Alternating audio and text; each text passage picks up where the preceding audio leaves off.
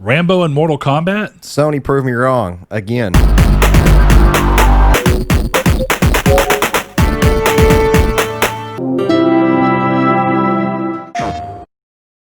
Hello and welcome to Triangle Squared, a PlayStation podcast. I'm your host, Brett Beck, and alongside me, in case you didn't hear him, he said again.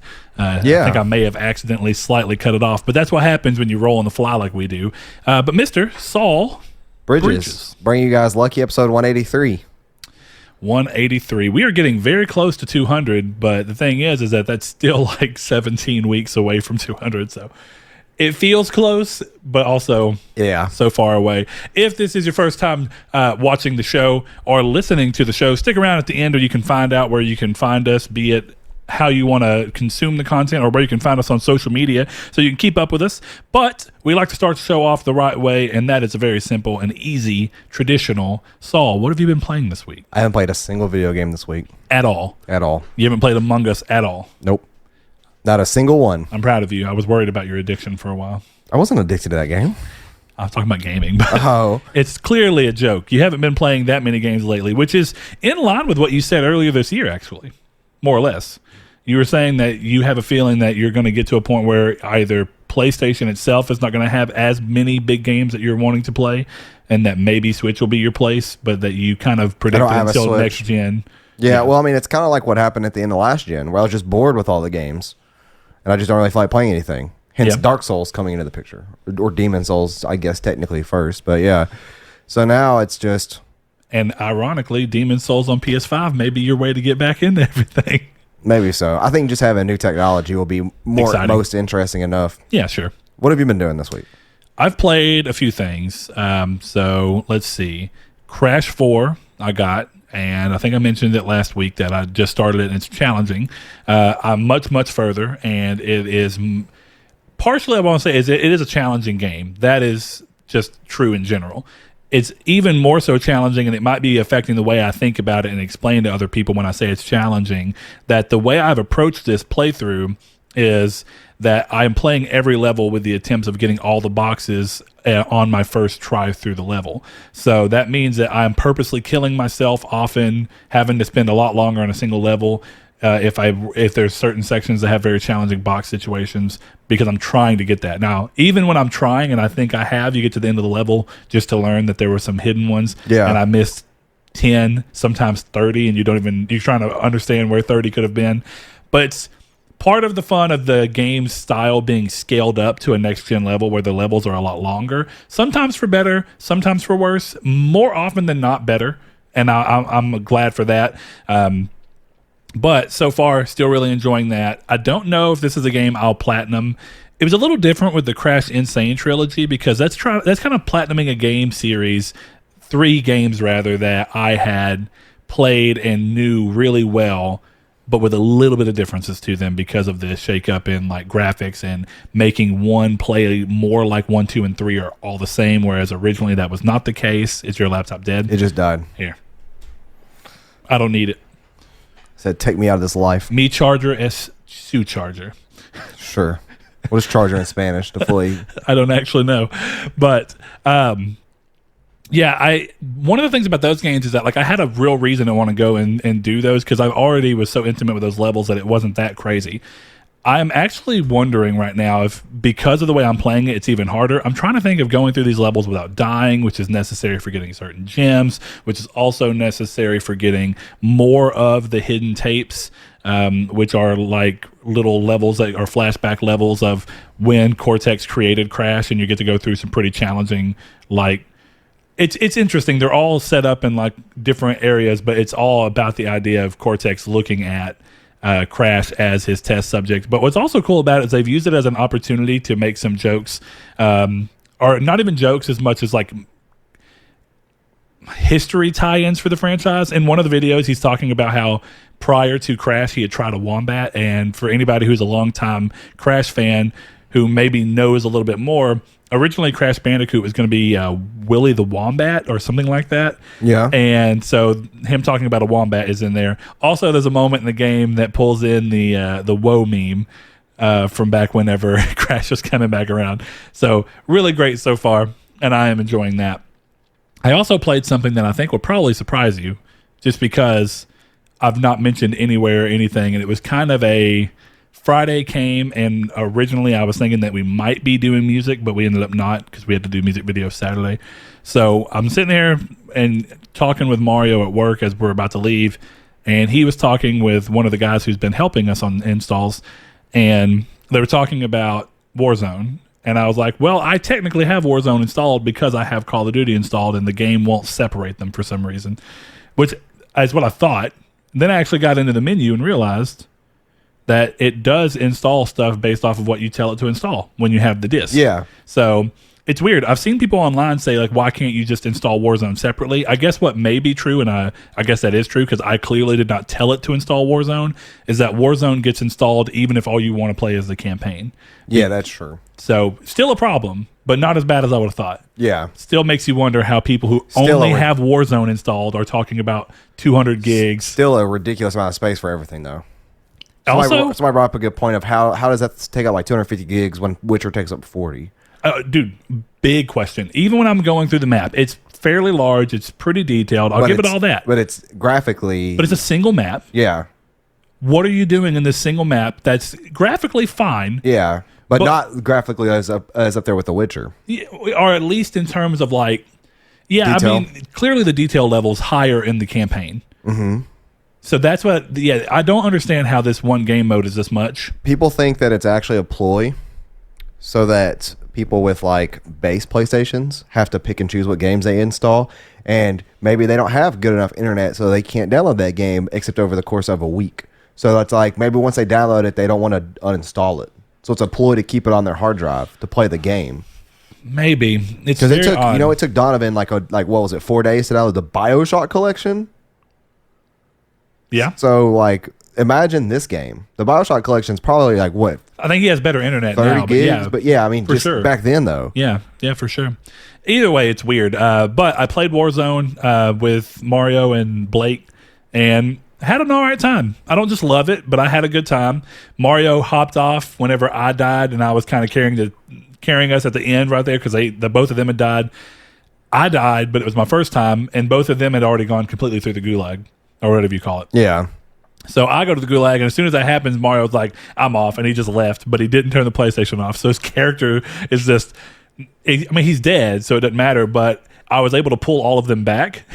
Yeah. And then we have Mario just sitting there, and with just me and Blake, Mario died to the storm. We managed to get second place, but I think if we would have had Mario, we would have won. But life's what you make it, so let's make it rock. Either way, I finally started playing that, and that was interesting. So I went back to Crash a little bit too. I played a little bit of Among Us, but I'm in a weird spot where I'm trying to understand exactly what I want to play after Crash, and Crash is so much longer than I anticipated, and I'm not exactly sure why, because one of the things they mentioned was that this was going to be a long game. Yeah. And it is, for a Crash game. Shouldn't be longer than 20 hours. It's not that long. Okay. Okay. It's weird. It's not that long if all you're going to do is play it. Because of the way I'm playing it, I've probably already played the game 20 hours. It shouldn't be longer than 20 hours to 100% that game. I disagree entirely on that. No. The because that's skill-based. Not even that, though. It's just to 100%. Any game that's linear like that, it shouldn't. It bound to be repetitious by the end of it. I mean, bound to be frustrating, so and not in a good way. From what I understand, it's about 8.5 to 9 hours for a normal playthrough where maybe you've gotten a good bit of the collectibles. Okay. But again, when I'm painstakingly killing myself over and over again to make sure I get every box, I don't actually know a real number. I know I've played more than the story would have ran. I know I've played more than 10 hours. Even then, though, why would you double it and then some? Doing 100%? Clean up the yeah. Well, first of all, I don't think this is a bad thing. I don't know when you say 100% versus platinum. No, I just mean 100% of the game either. But I just mean that I don't know if this is a situation where to platinum the game you have to 100% it. I assume that it is, but one of the things they've done too, and I think that this is actually smart of them, because one of the things that goes into games right now is, right, if a game's going to be $60, it needs to have replayability. Well, what's one way that you can shake up replayability? That game shouldn't be $60 though. I agreed until I actually started playing it, and I do understand why it's $60, and I mostly agree with it. And I obviously have no stake in it because I don't have it, but I've seen people on Twitter saying like this game should have been 50 or 40. It doesn't make sense to me to have a game like that is that long. That goes into the thing we were talking about, like where games are just getting to be too long just to do that.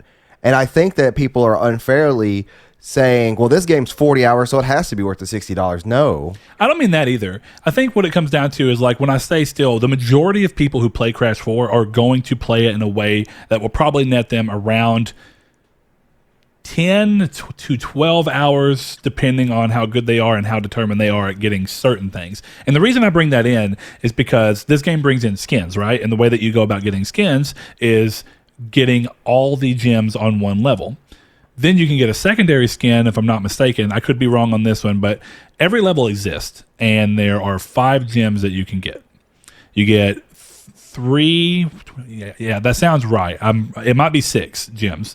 Anyway, you get them for getting 20%, 40%, 80% are the boxes, and then you get 1 gem for dying less than 3 times throughout the entirety of the level, and there's 1 hidden gem in every level. So if you can get all 6 of those for any given level, you get a skin for that character most of them are a Crash skin, and then if you're playing as Coco, you can get hers and different ones. But whenever it comes into that, so that's one way that you automatically have a reason to want to replay levels and do them better. Then you have time trials. Time trials bring in changing up everything with, you can't die, because if you die, you restart the entire level, which has always been that way since the time trials were introduced in 3. And then whenever they introduced time trials across all of the Insane trilogy, the same thing came in. And you've got to do a certain level to get either a platinum relic, a silver relic, and then I can't remember the first relic that you get. It's not titled like PlayStation trophies. I just can't remember what it is. Anyway, when you're doing all that, you have a reason with tons of skins to unlock to actually go through and do those levels that way. You have extra levels with like the hidden tapes that are just almost specifically gauntlet challenge levels that I could see being great for streaming, for people that just want to watch somebody do something that's actually challenging, or for players that just want to have that moment of, can I get through this whole thing because it's actually challenging. Do you have to play through the game all the way through from start to finish twice to unlock all collectibles? I mean, depending on your challenge level, yeah, absolutely. See, I would say absolutely in general, but it depends on, do you mean skins as collectibles?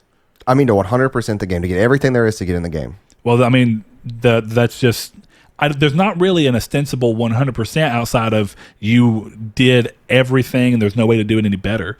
And the reason I kind of bring this up, right, is that Crash Insane Trilogy, the first Crash game is really challenging for a lot of people. It is a hard game. Yeah. And I don't know for sure of anybody in our Discord, but I remember there's a lot of people that looked at a couple of really challenging levels that added hours to their gameplay time to try and get the relic level, the relic on it, or the no death on it to get certain gems. So when you look at it that way, if you're wanting to 100% Crash Bandicoot 1, which in the collection I guess adds up to what, $12.50 or whatever it is, because it's $40 for 3 games. So excuse me, break that into 3. But regardless, my point being, that game already, if you want to 100% it, can be so much longer than it takes to just beat the game. At $12.50 though. Yeah. Oh, and I know it's a huge value dispute. But all 3 of the original trilogy can be beaten in the same amount of time if you're not focused on 100%ing it, as this new game can be. So Crash when you're 1 not focused on 100% versus Crash 4 in terms of length, just to beat the game, which one's longer? Crash 4 by far. Crash 1's only three hours. That's the problem I have. It feels like people are artificially or even just trying incredibly too hard to lengthen a game to justify a higher price point when it's not needed. And then we talked about this with ideal game links. Dragon Quest, like whatever the newest one, 11 is, The Elusive Age. That thing's like 150 hours to beat, and it came out at $60. Yeah. Fine.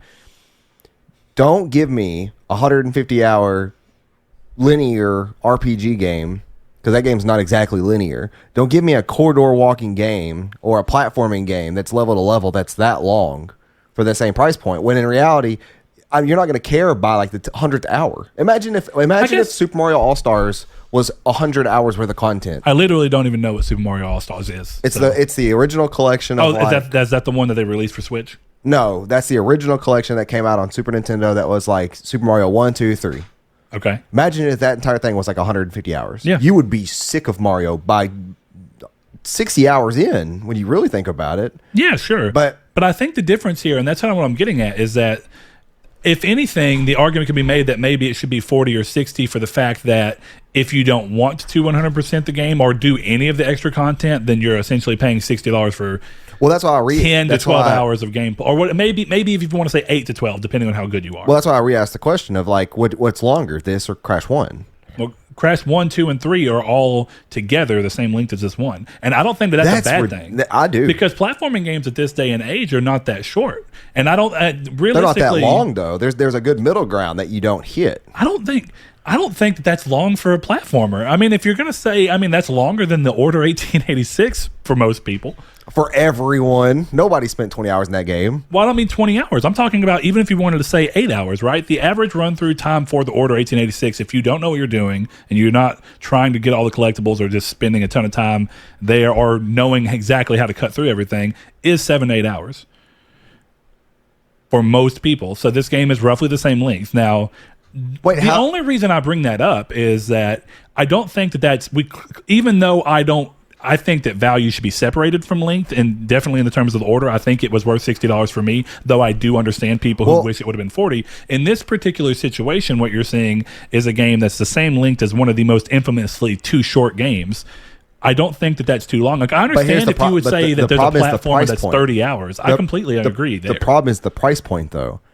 I feel like this game... I do think it would have been smarter to release it at 40 or 50. No, but I guarantee you, though, if Activision did not want to hit a AAA price point for this game would not have been as long as it currently is at this AAA price point. Like, I feel like no matter what, with all these games that come out, they disrespect people's time in a way that I don't guess it's bothersome to some people, but it's bothersome to like a lot of people like me, and I think Josh Shoop was one of them, where it was like, yeah, don't give me this game that's filled with all this weird filler stuff or completion rates that don't really matter at the end, because especially if you do 100% that game, you should have the platinum. Do you mean Josh Shoop in relation to Crash 4 out of curiosity? No, this was something we talked about way back. The only reason I bring that up is because me and him have been talking about Crash 4. I've got probably one world left, I guess is the best way to say it, like one dimension, because that's how everything's broken up.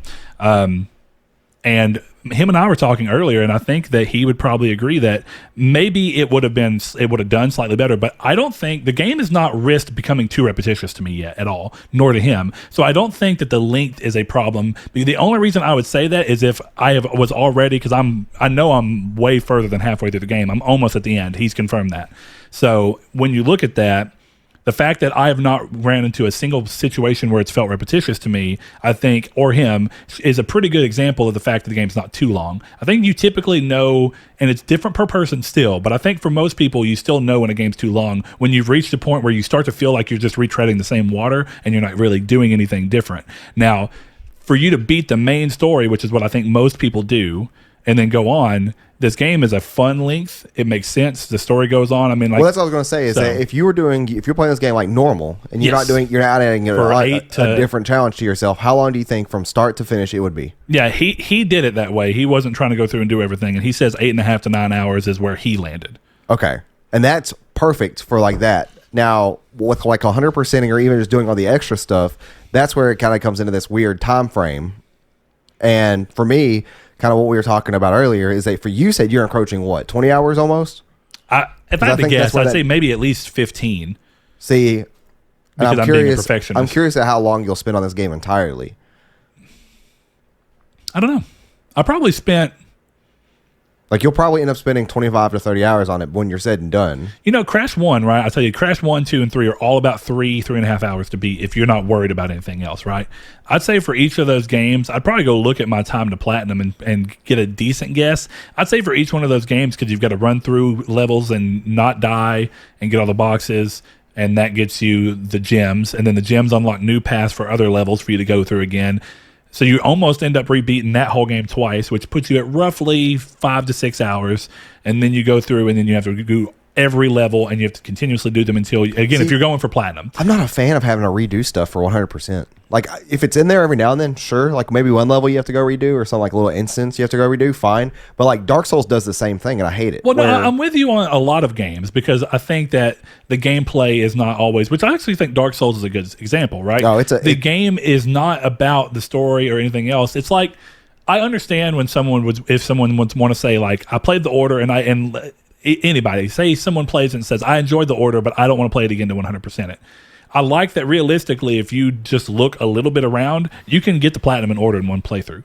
And that's a good setup because as much as I love the order and I like replaying that's what I did, it's not a game that you'd want to immediately replay. And that's why I often talk about platinum list, right, or trophy list to get a platinum. And if it requires a secondary playthrough right after you finish playing it, even games that have pretty fun gameplay, but the majority of the automatically reason, a bad factor. Like, I love Greedfall. Yeah. I did not immediately want to replay Greedfall to get the platinum because as much as I loved it, half of what was carrying it, even though the gameplay in the world was fun, was characters and story and the RPG elements that are not going to be the same twice around. The platforming games, I think, are a little different because the gameplay is 99% of what's going on. Like, I do love the story of Crash. It's all the same for me. It's the same reason I don't have a platinum in Dark Souls 3 is I can't bring myself to beat Dark Souls 3 times in a single row to get to a ring that's in New Game Plus 2. Yeah, sure. I mean, I get it. I get it. I think that's fair. I just think at that point, I don't think that games should be counted negatively against if they go longer for no reason, but only in the effort of people who want to 100% games.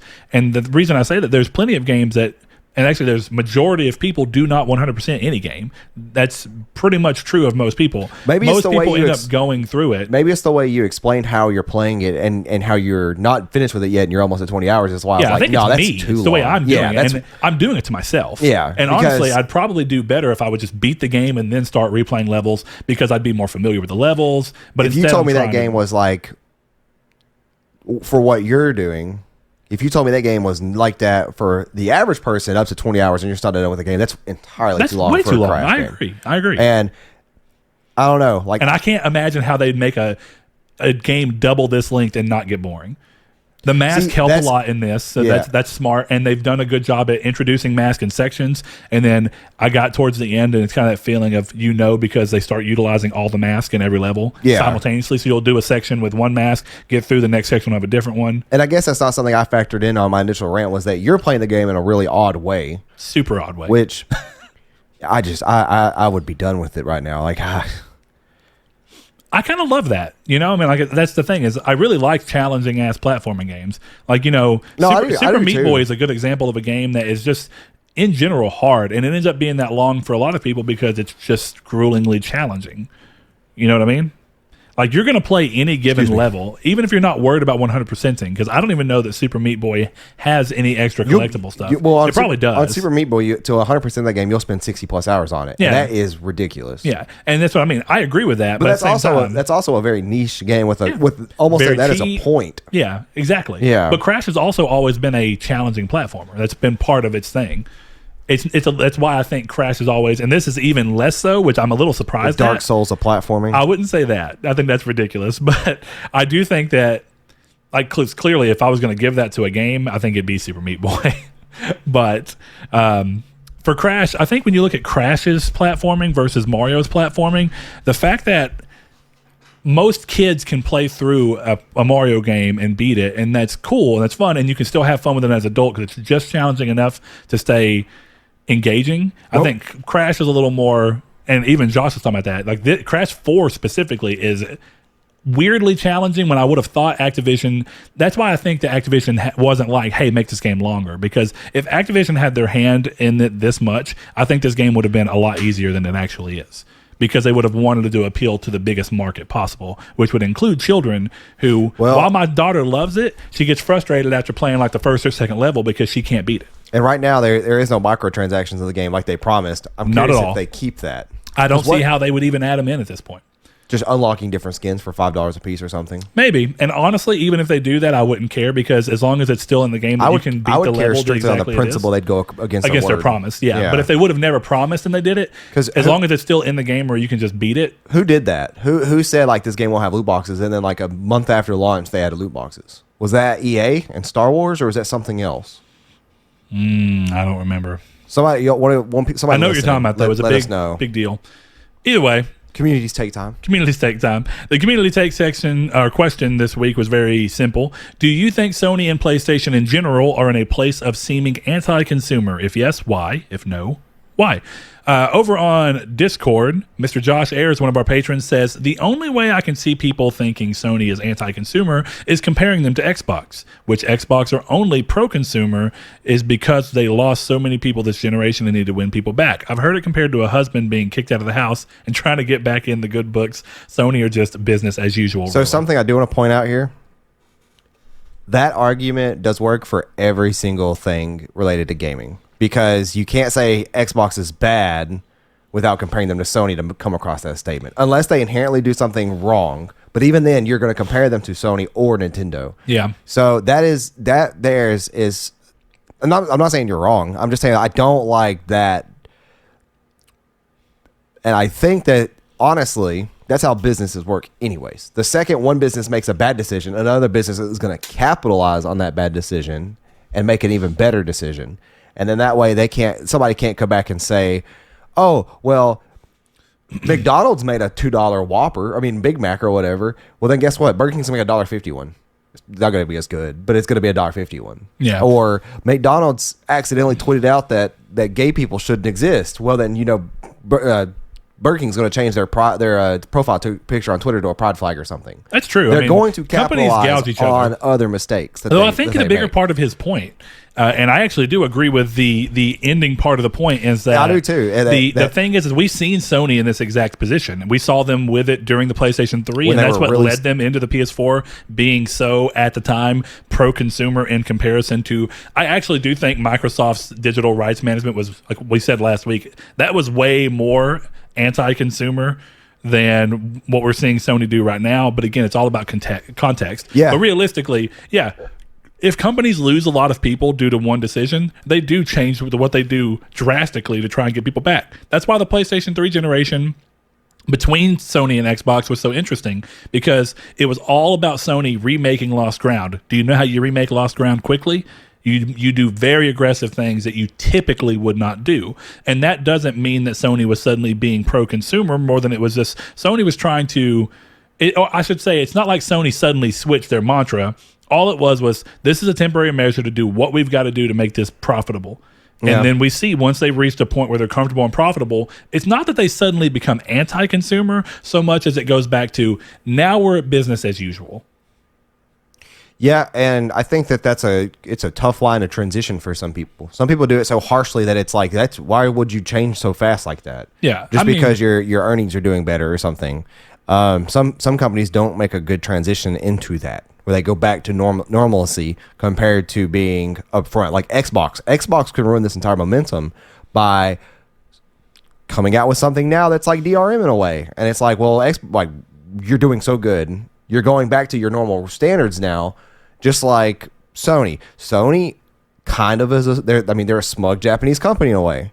They've been doing so good at the first of this gen, and then they kind of settled back into their ways, and people didn't really agree with that. Now, there's one in here that I think was the first step, and it was not a great step to make, and that's Juanlin. And he says, I think their unwillingness to adopt crossplay makes them anti-consumer. And if you'll remember, nobody called Sony anti-consumer until the big crossplay debacle with Fortnite.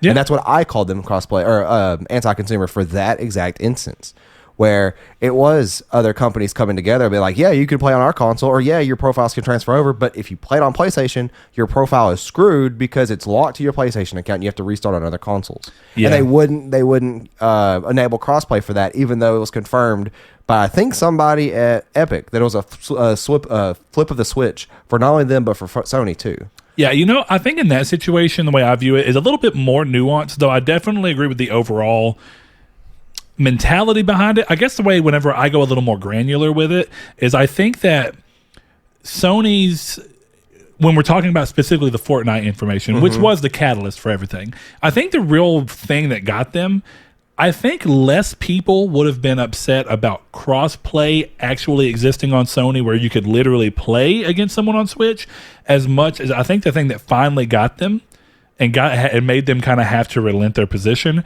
is that because of cross-play being locked, they also felt that other systems that could cross-play would not let you essentially cross-save. Yeah. I think that honestly, Sony would have been in a fine position. I'm fine with where they are now, but I don't think that they were inherently anti-consumer until the cross-save manufacturing thing came up, because the moment that you go, well, not only can you not play on PlayStation with your friends on Switch, You can't play on Switch on your same profile. on Switch on your same profile. I think honestly, if Sony would have not had that happen, and if their initial policy would have immediately been no crossplay but cross save across any game that does crossplay, then maybe people.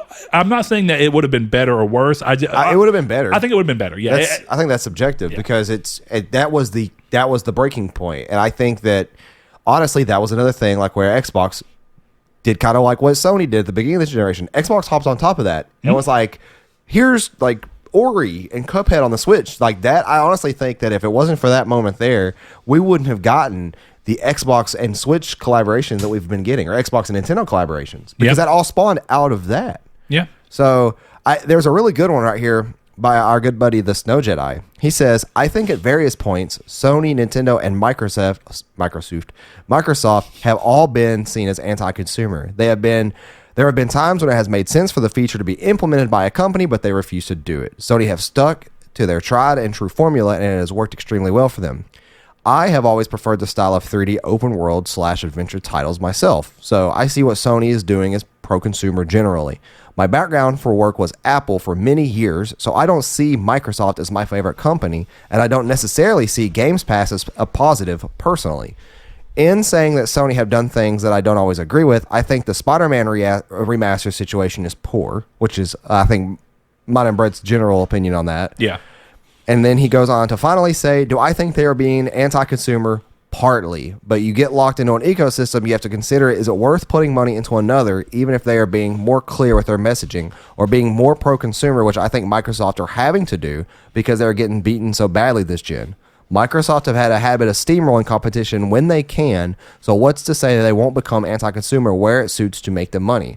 That's the full circle from what we've been saying too, is that Sony's messed up, Microsoft jumped on the ball. When Microsoft messes up, Sony will jump on the ball. Yeah. And I think that no matter what, we'll see that vicious cycle. And I think I agree with you. Every company in the world has been anti-consumer. And something that doesn't need to be said, but I'm going to say it anyways, no company cares about you. Not a single company in the world cares about you. They are there to make money. They don't care if you come and go. When I worked at CVS, somebody could tell me, I'll never shop here again. I was like, cool, bye. Like, I did not care. Because for every one person that said that, there'll be another person walk through the door. And then CVS didn't care if that next person said, I'll never see you again. Because then another person's going to walk through the door. CVS only, and any company in the world only cares about what money is available then and there, and what future money, or what things they could do in the future that will bring them money. They don't care if unless it's some kind of massive downside, like made the comparison with McDonald's and Burger King earlier. You just really mess up, then sure. Then they're going to make ties to fix it, but they're not fixing it because of your feelings. They're fixing it because they lost money. Yeah. And it's very rare for especially any major company to really care or seem caring. They sure act like, somebody brought up a good point that a lot of these PR companies on like Twitter, a lot of these things that you see, like Xbox tweet out saying like, hey, Nintendo won't play Fortnite, and they'll tweet out saying, sure, let's do it. Or like, let's hop on the battle bus. That's a scripted thing. A PR guy from Xbox went to a PR guy at Nintendo and said, let's do this. And they're like, sure, like, how do you want to say it? They crafted exactly how they want to say it, and then they said it on Twitter. That was not a instantaneous kind of, hey, I'm going to tweet at Nintendo on my Xbox account and see if they'll say something. That's scripted. There's other things that you can see out in the world that's scripted like that. And it's typically when one company wants to talk to another company because they're doing a collaboration, they're like, let's do it. Like McDonald's or not McDonald's, Taco Bell. I forgot what McDonald's is your favorite here. But it was Taco Bell and Xbox when they were doing the Games Pass box or game, whatever those $5 boxes are called. I don't know what they're called. Doing the Xbox, and Taco Bell was like, or Xbox was like, sure, could use some tacos. And then Taco Bell tweeted at them like, you know where we'll be. It's like, that wasn't a spontaneous thing. That's scripted. Like that's something that they're intentionally doing. And I think that you're right, that every company ever will be anti-consumer in different parts. I do disagree with one thing though. And this might be more of a general person kind of thing, but I will never consider myself locked into an ecosystem. Ever. Because no matter what, an ecosystem is easy to hop out of. It's costly, depending on how far locked into it you are. But like, let's say if Sony this generation came out and said something terrible that I didn't agree with, like, oh yeah, hey, by the way, guys, we're not doing backwards compatibility, and they just now told us this or something, even though they just confirmed this week what their backwards compatibility is. But if they came out and said something like that, and say if that's just something I disagree with, I'm like, cool, I'm going to get an Xbox instead. I'm not one of those people that cares about my trophies that are tied into my account. The only thing that would get me are my digital games, which that would be the one kind of picker there. Like that and the exclusives. It'd be like, I got to pick that as a reason to stay. But even then, if it's a big enough mess up, I won't. Because I love Google as a company in terms of like their technology is cool, their phones are cool, but Google messed with me on my Pixel 2 that was still in warranty, and they were like, hey, put your Pixel 2 in safe mode for a week and then you can send it in. Then I called them back again, and then they told me the same thing, and then they would not let me just send it in to get repaired.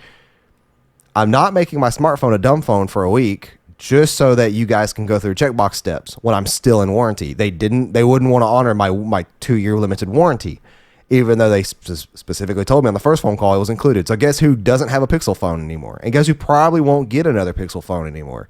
But that also went from a Pixel to a Note 9, or no, Pixel to a OnePlus, then to a Note 9, then now on an iPhone. I don't care about ecosystems. I have an Apple Watch. If I got the brand new OnePlus phone that comes out tomorrow or whatever, I'll still have my iPhone or my Apple Watch.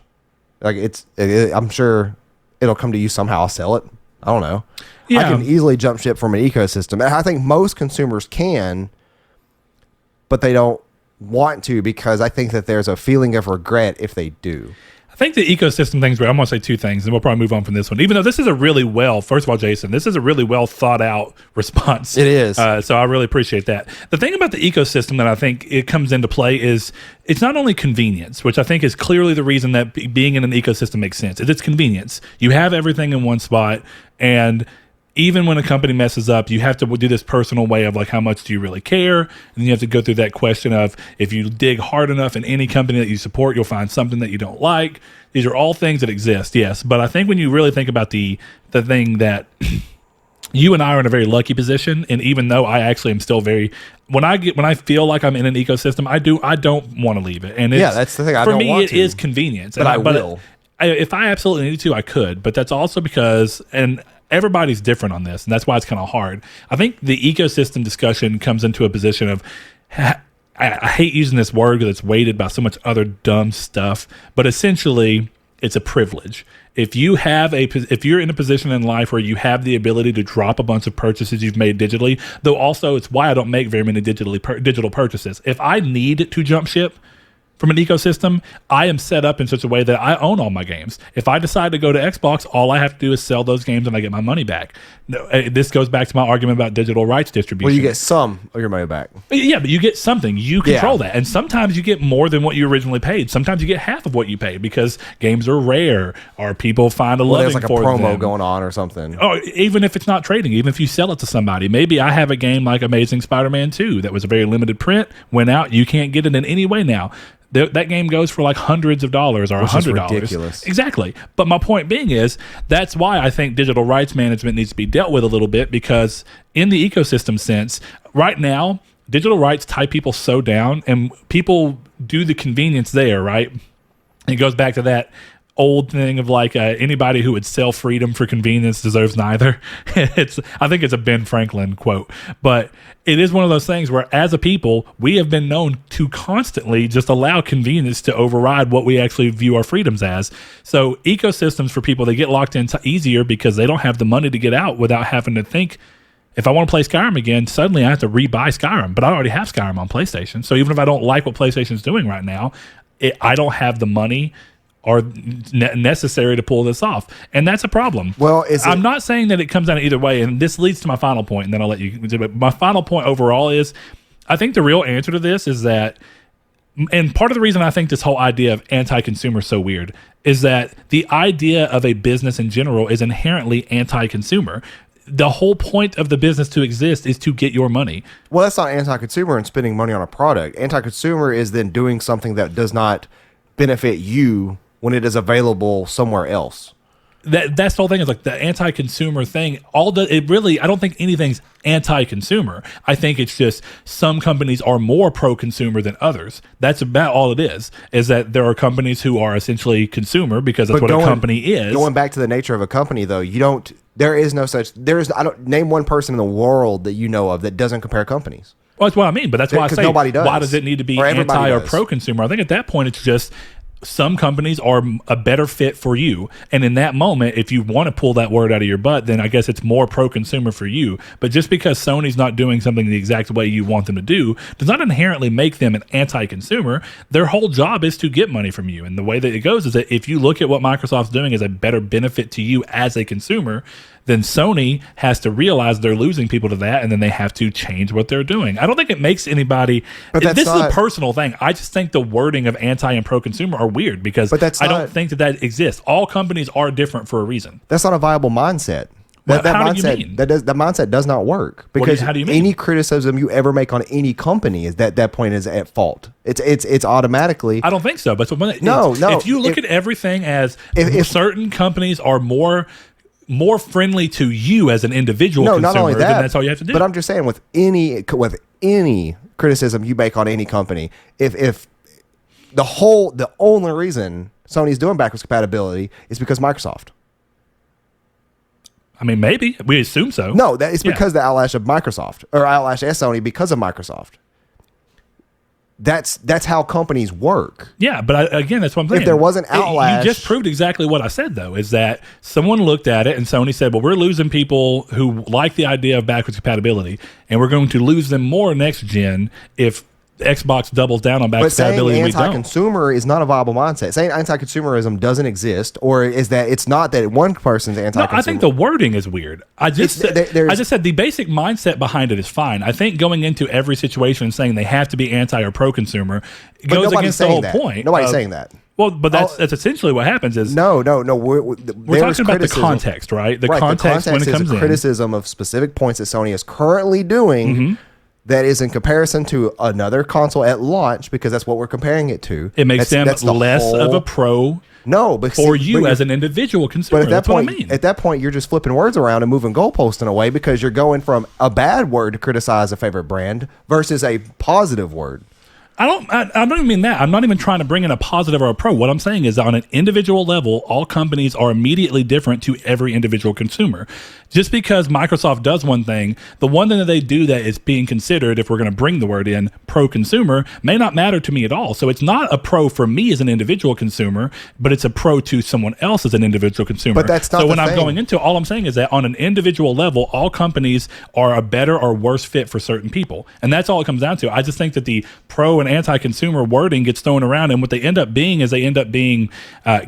catchphrases that people kind of just throw out and go, well, this is inherently bad because this is this. It's not catchphrases. This is inherently bad. What it literally is that it's what this company offers versus this company, and which company is offering the better package, quote unquote, or the better just the wider variety of options for the same thing versus the other company, because that's how you look at a company. I look at Taco Bell and I'm like, cool, Taco Bell has this, but then those tacos are trash compared to Tacos for Life, which is way more expensive but has better tacos. But then also subjective, though. That's what I mean. Is that when you look at this, like, okay, Tacos for Life. Let's bring your example in. When I ate there, I didn't enjoy it. If I say that they're better quality tacos, it's the same thing.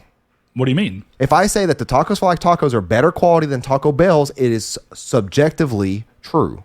Yeah, I mean, there are objective elements. You can say, well, maybe they use better ingredients or this or whatever, but you may not like it as much. And that's what I'm saying. Even then, objectively, it's not as mass produced. It's not as low quality meats. It's not as low quality cheese. It's no low quality tortillas. And yet somehow Taco Bell might taste better to you. Sure. But that's what I mean. And on every individual level, I guess what I'm coming into here is that this is looking at everything as if all consumers have to exist as a singular entity that are all the same, in which we're not. But even then, that's why me and you, me and you have such big differences between the things that we do and don't. But that's a very business way of looking at things. That's not what an individual person looks at. If anything, businesses look at consumers as groups, and I think that that's honestly what I'm saying is more of looking at the consumer as an individual.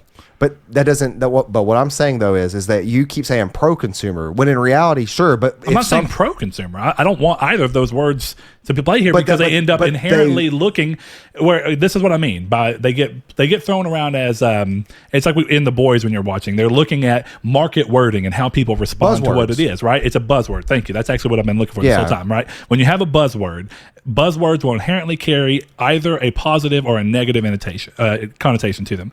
So when someone who may not even realize what's going on and all you say is Sony's being anti-consumer because they won't do this, it's inherently looked at that it has to be a bad thing, but it may not be a bad thing for the person because they may not care. They may look at it and go, well, that's fine. I don't really care. But what you're doing is you are automatically assuming or assigning a buzzword label to this, which automatically assigns this word as a negativity. You see what you're doing? I mean, I'm doing exactly what I'm talking about. But you're doing what a buzzword is. If a buzzword is automatically something that's like, okay, that's probably something negative or positive that they're using, you're assigning it the same thing by calling it a buzzword. My example, I get what you kind of mean there, but my example for this is that when you're not part of a situation and you're not part of a group, or say that you're the more standard consumer that's not looking at this on the enthusiast level that we typically do. Right. When you hear these person. words, it's a lot like, and I only bring this up because it's a good example, it's a lot like politics, where essentially if you're raised into certain levels of politics, all you know is that certain things inherently mean good because that's what you've always been taught are good because you've heard the word reused enough times to be like, well, that inherently has to mean that it's a good thing or this inherently has to be a bad thing. That's the fault of you that's the fault of you or your group that you're in for not educating yourself and making an educated maybe, guess. But that's because buzzwords like that or whatever you want to say, those words that are used as something to quickly assign to something to immediately put it below or above or below for everybody doesn't work in my opinion. I'm trying to think of the better way to word this. And I'm kind of failing on that. See, I'm not sure I even agree on that because in my opinion, what a buzzword is just a hot topic that's being talked about and thrown around. And then maybe buzzword isn't the right word for what I'm saying, but I'm saying that these words are existing. And I don't think this is the fault of the companies. This is the fault of media and what is a good word. The whole anti and pro consumer, the reason that those labels picked up so much steam is because media started using them in the way they were. So media gave these words the power. And then when people see them, they inherently think if all they read, right, and this is very true of most things, if all you read is Sony's being anti-consumer, then immediately someone sees it and goes, well, I guess Sony's being anti-consumer. And idiots. I agree that people should read, but as we already know, most articles are not actually read. Most articles are read by.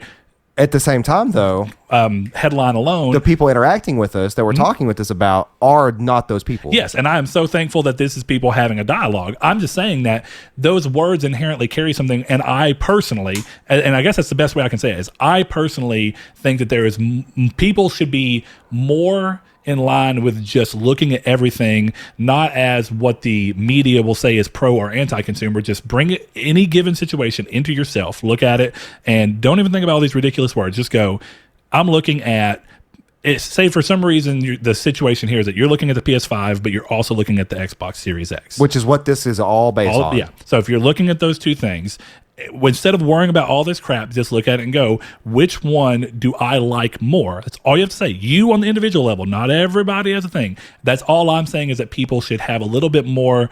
Don't worry about what everyone else is doing. Don't worry about the mob mentality or the tribe mentality. Try and break away from it and just look at it for you and you only and go, Games Pass objectively is a great deal. Is it a great deal for me? How many of the games in Games Pass will I actually play? Very little? Okay, so maybe it's not a good deal for me. Maybe PlayStation doesn't have that. Let's look at what PlayStation has. Okay, PlayStation doesn't have that, but they have PS Now. PS Now is objectively a worse value because there's less games on there or less new games, but you look at it and go, well, I've already spotted 40 games I'd play on this versus 5 games I'd play on Games Pass.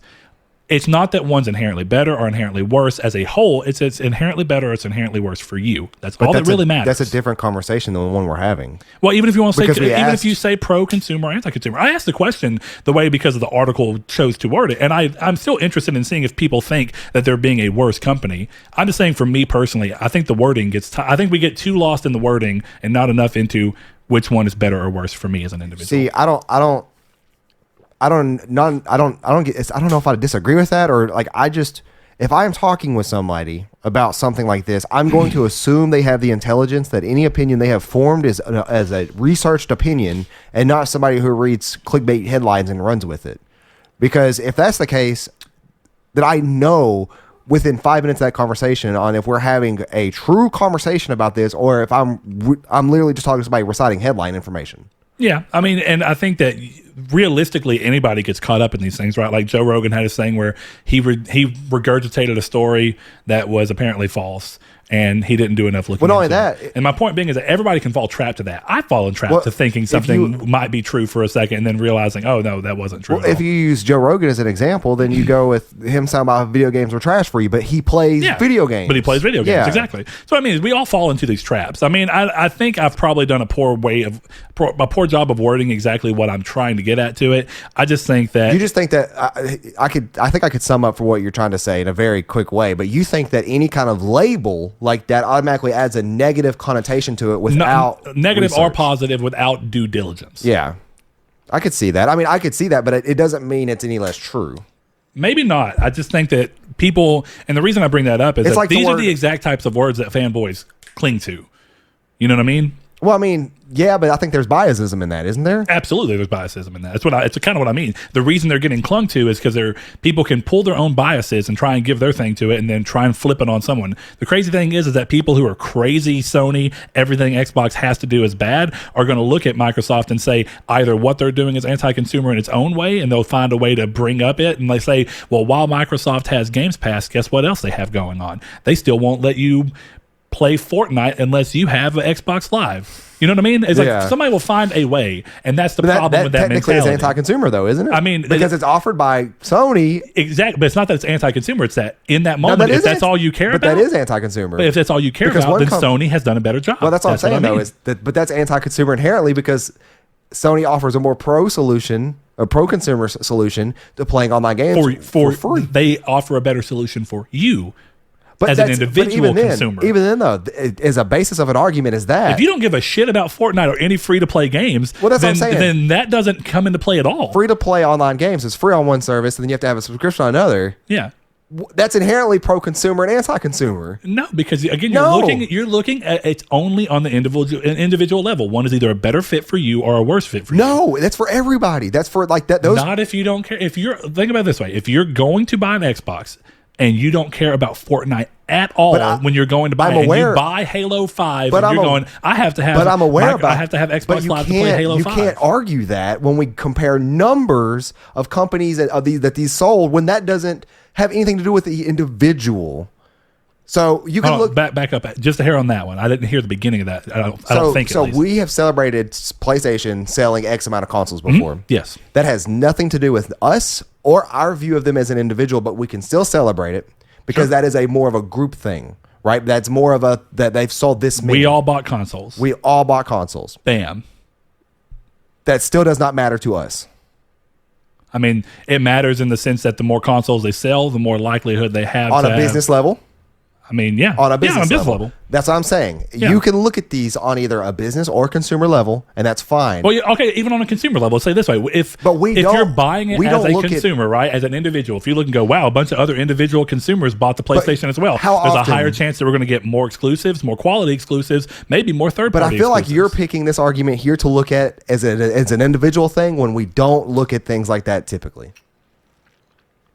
I mean, it depends on what you as a person is trying to do. The point of this show is to look at both ways because we have interest. That's what I'm saying. Or at least I do. I won't speak for you. I have interest in both the business side and the individual consumer side. I don't really care about the business side of any of these companies unless one of them goes bankrupt. Yeah, I find it interesting. That's essentially what it is for me, right? I don't find it interesting. I don't have stakes in these companies. I don't fanboy over numbers. I don't care. I don't care if Microsoft sells 20 million Xbox Series 1s on day one. Yeah, good but for inherently, them. I guess where we're going with this is inherently business decisions and business things and looking at things from a business perspective do help inform what might happen to you, again, as an individual consumer.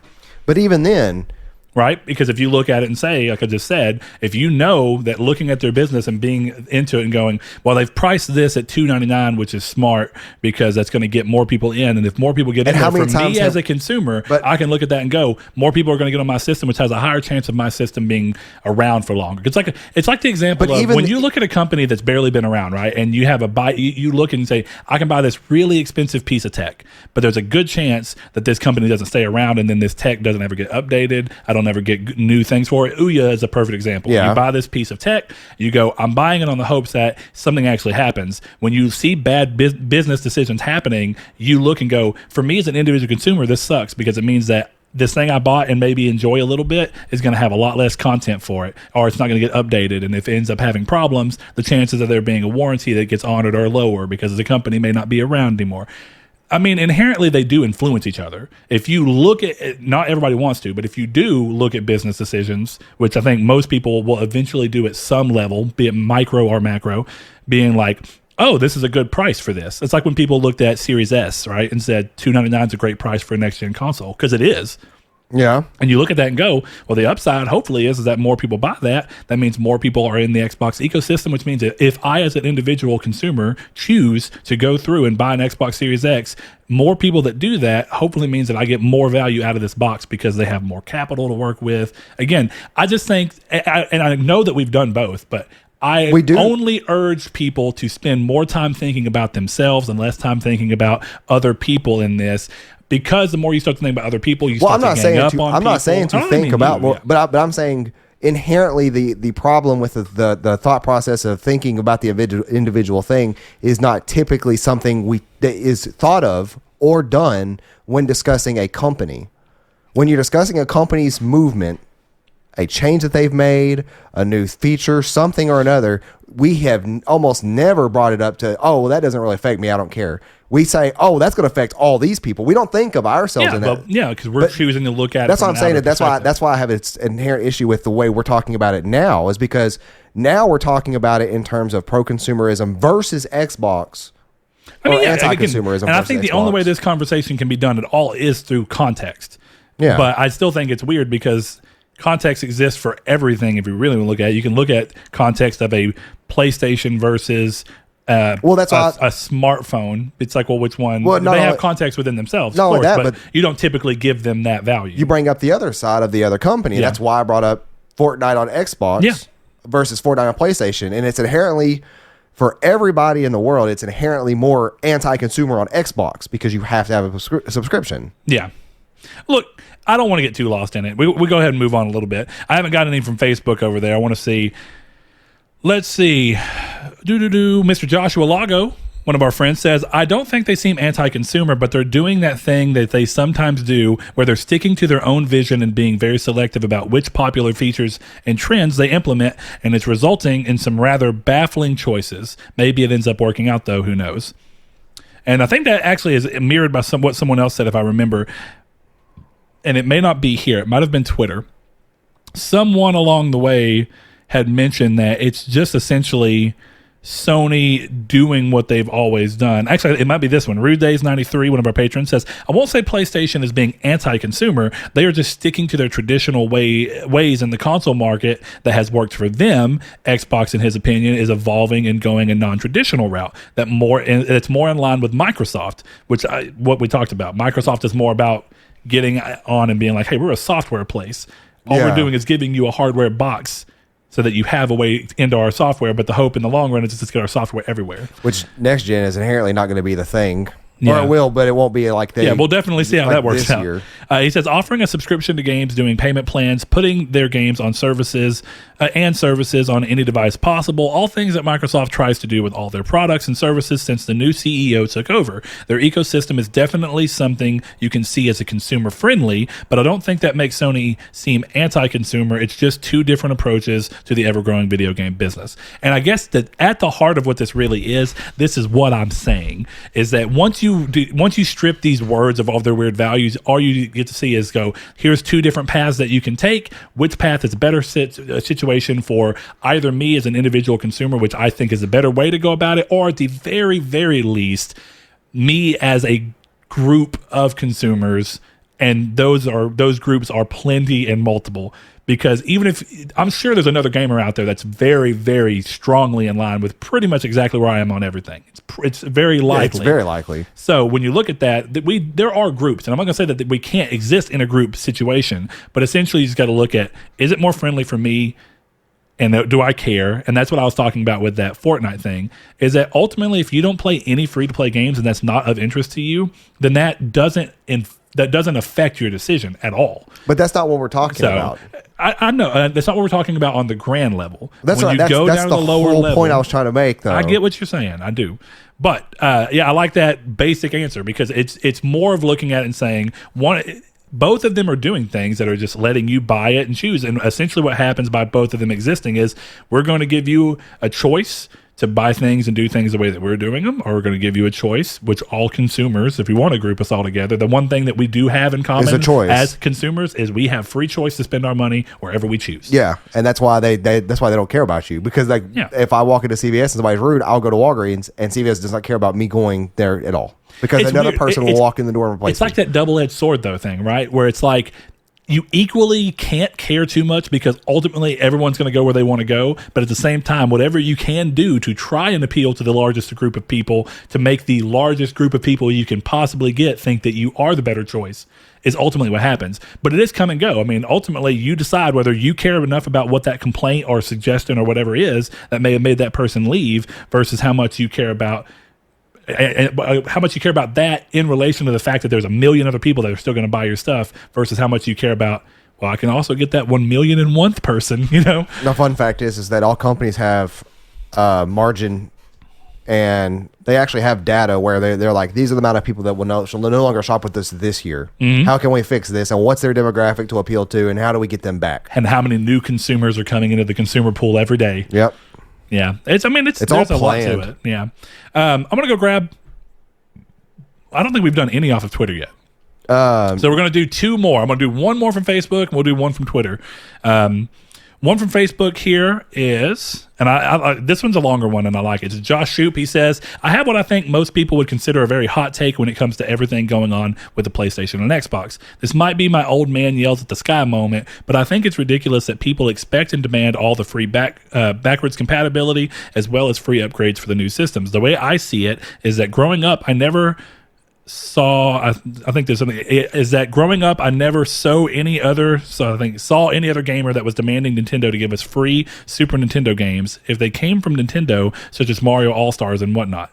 I think it's silly because if you want to play your old games, I feel like you should just keep your old system. Microsoft and Sony don't owe us anything, and I think that if you want to play a game that was on PS4 that has been slightly upgraded because of the PlayStation 5 hardware, then maybe they can just sell the games for slightly less.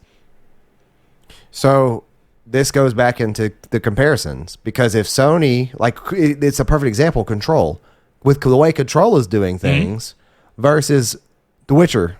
Witcher, you get to play all up in nice upgrades for free. And what was the other game that got announced this week that you can do the same thing for? It was actually a Sony first party game, I think, but it's...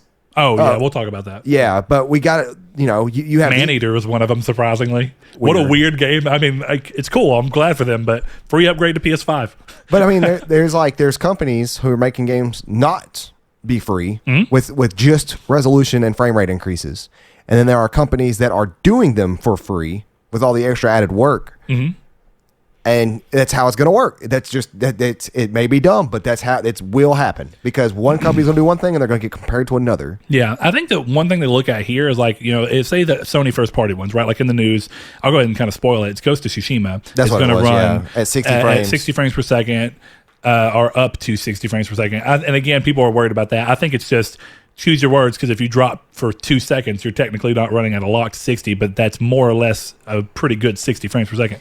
But when you have that going on, and that is a game that just came out, but the only improvement you're seeing is with the load times, which are inherent to the system itself, and then because Sucker Punch happen to make their games with unlocked frame rate options, then that means that you get to tap into the 60 frames per second thing. Now, the difference between this in Spider-Man, right? And you can go, well, why are they not charging for Ghost? Well, Ghost is not doing what Spider-Man's doing. They're not completely changing character models. They're not upgrading shaders. They're not going through and adding ray tracing and choosing exactly how to implement that. So there is more of a reason for Sony to go, well, we're going to charge for Spider-Man because we've done more work with Spider-Man. And the other one's just an inherent benefit. And all I'm getting at there is, I think if each company is at least being consistent within themselves, that's what typically makes sense to me. Yeah. And that's the kind of thing about, like, because you can bring up the fact that I had a lot to say about how Control was handled. My only problem with how Control was handled is that it wasn't consistent and it made no sense.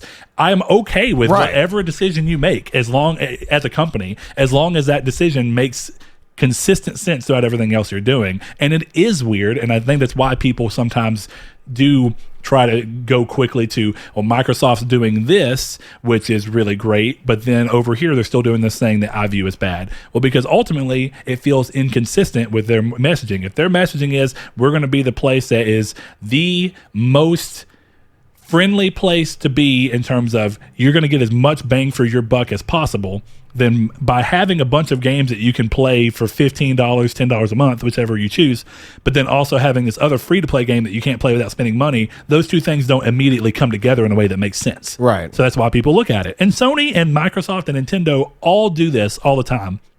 They have their moments where for some reason they make a decision that does not jive well with another decision to make a company that feels like it's being consistent. And that's a reason. Or they make a decision that just doesn't feel like a decision they would make. Yeah. That feels out of character. Yeah, it feels inconsistent for that reason there. Yeah. Last one on Twitter, Kyle Grimm, he says, based off pre-orders and the excitement of watching that video and the chills I got while watching the announcement, I'm going to have to say no. Price could have been $600. They could have just shown me a price and no gameplay, and I'd still buy it. Xbox is still more consumer friendly. So it's interesting. Go ahead. So Xbox is more consumer friendly, but they're not being inherently anti-consumer in this situation. Yeah, it's what I'm reading from this too. And I like that what he kind of looks at here. He kind of brings in something which I think is important, in that ultimately what they're doing and which company seems more, again, when you want to throw these labels in, which company seems more one way, or maybe even if you want to give it just straight objective value, is more in one value. Hey, we're better at this particular option. It still ultimately comes down to how you feel in the situation. Xbox could be the better option for 99% of people, but if when you're watching PlayStation, you're just actively more excited, then that you're not in the wrong for that, and PlayStation's fine. And if you're okay with everything that PlayStation's asking you to do as one of their individual consumers, then or even you're good. On the same side of the coin, that you could have PlayStation doing everything perfectly but one thing, and then that is the one thing you view. Like that's me and the Spider-Man, and somebody else said the same thing, where they could have handled Spider-Man more betterly than they did. I think so too. And how we talked about inconsistency, right? It's inconsistent. That's inconsistent. It's inconsistent that for some reason it's only existing in one place, and it does. I don't even think anybody would care as much if you could just buy the remaster separately. That's why, that's it. That's to me, that is the anti-consumer point or part, is that that doesn't benefit anybody except the people who spend $70 to buy it. Yep. And it's weird because if you're just now coming to PS5, but you want to play Spider-Man, but you want to play it in its newest form, and you'd be willing to pay 20, 30, 40 for a remastered version before you had committed to also buying Miles Morales, because what if you hate Spider-Man? What if you end up hating the game and you don't like it? Why then now you've spent $70 on two games that you won't like.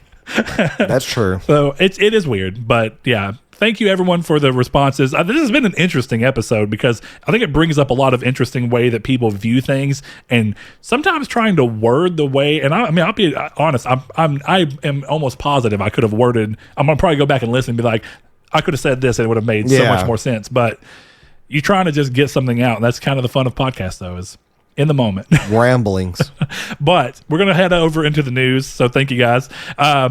And remember, if you want to be part of next week's Community's Take, you can follow us on Twitter at Triangle SQRD, or you can head over into our Discord, which is always linked down in the description below, or you can go over to Facebook, and our group is Triangle Squared, a PlayStation podcast. But in the news, first thing, starting a little lighter, CD Projekt Red have announced that Cyberpunk 2077 has finally gone gold ahead of its November 19th release.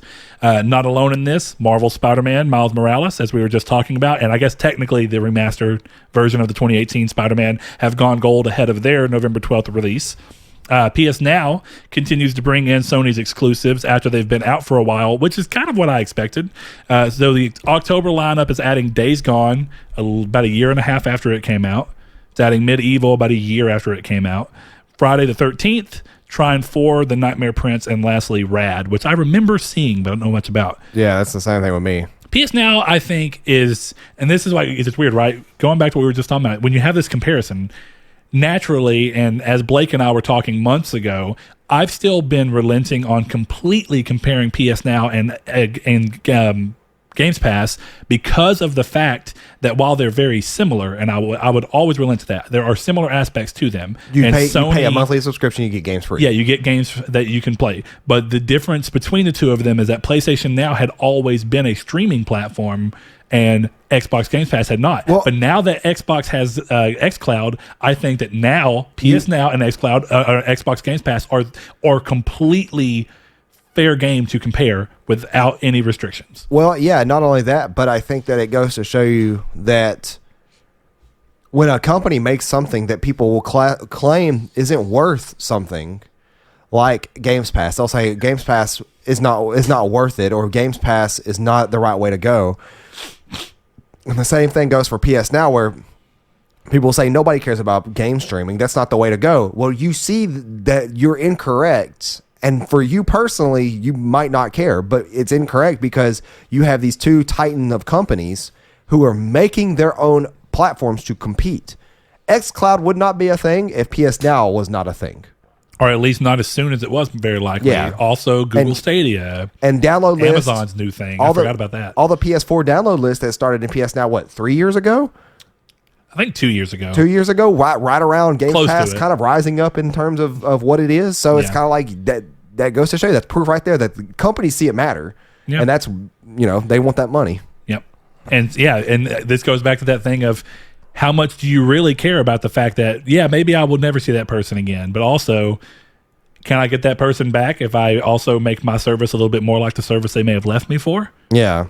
I'm kind of curious. I want to see how this works. Yeah. Next thing up, Mortal Kombat 11 has its next combat pack lined up and brings Melina back, to the game, which I remember being a big deal that she wasn't in the game, as well as adding Rain and Rambo to the game. And I don't know if you've seen this trailer. I'm not against it necessarily as much as it's just, I know that for a while now, people have gotten to this point where they've really liked that fighting games are just bringing in crazy characters. I hate that so much. How did you feel about Steve from Minecraft being added into Smash Bros? That's a little different.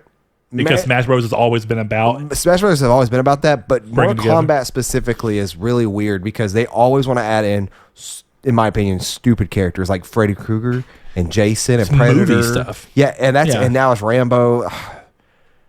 I feel like Ed Boon is just like reliving what he liked in the 80s, so he's just like, let's go add all these cool characters to it, which is cool. His prerogative, yeah, that's cool. I think it's so cheesy and lame. I think clearly people like it. And that's the thing. Well, clearly back to the thing where I don't care for that at all. But clearly because it works. People are buying these. Yeah. Next one, Need for Speed Hot Pursuit, which I think now is going to mark EA's second remaster. Criterion's PS3 reboot of the original PS1 game, in case you didn't know. Release is going to be remastered and releasing on November 6th. This makes sense to me ahead of Criterion being the new developer that's going to move the super long-running racing franchise forward. And it gives people who may have never played any of the Criterion PS3 Need for Speed games a chance to get a feel for what those are going to be moving forward in case they don't have a PS3, because they are considerably different.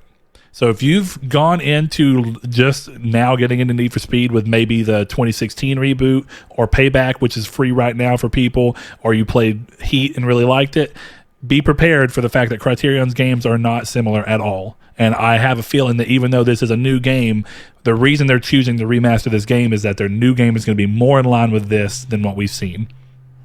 Also, even though they've not confirmed it yet that I'm aware of, this brings more of the fact that EA is continuing to be interested in remasters. So that long-rumored, long-wanted Mass Effect trilogy is probably going to happen. I would love it. Yeah, probably going to happen. We'll see. Be interesting if they choose to do it as PS5. I don't think so. Makes more sense to do it on PS4 and Xbox One.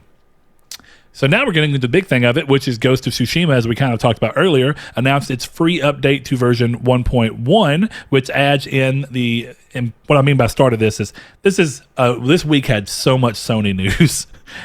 And I don't know that any of us necessarily anticipated it, but we kind of, Saul and I existed in this thing of when Saul complains, we normally get something. That's why I'm mad that they haven't showed off the UI for the PS5 yet. Sony, where are you at, you cowards? Show us the UI. You're taking too long. Anyway. You guys will get the UI next week. Thank you. You're welcome. There you go. What this 1.1 version adds is the Legends multiplayer mode that we saw earlier this year, as well as a New Game Plus option, which has been really common for Sony's exclusives to do months after release, come back and patch in New Game Plus, which I am not necessarily opposed to, but I guess it does beg the question of, would it have been a big deal to delay the game to have New Game Plus day one, or is there more of a benefit to feel like you've had months away from the game and now New Game Plus may bring you back to it? I don't know where I land on that. I think most of the time, New Games Plus will bring you back to it. It's how I land on it. So you think it's fine to have it be months away where people can beat it, maybe still think fondly of it, be like, I have a reason to go back now because it'll be a little different. Yeah, I mean, that's for me. Like, I'm not saying Dark Souls shouldn't release without a New Game Plus until months later, but I think that it's depends on the type of game. Yeah. Clearly, Dark Souls has always had New Game Plus and New Game Plus multiple modes. It's kind of built into the game design. So yeah, makes sense. One of the things that New Game Plus brings is the inclusion of a new flower for players to collect called the Ghost Flower that has an exclusive merchant to get new dyes and vanity items with when you're playing in your New Game Plus file. That's cool. I like that. It's an interesting setup.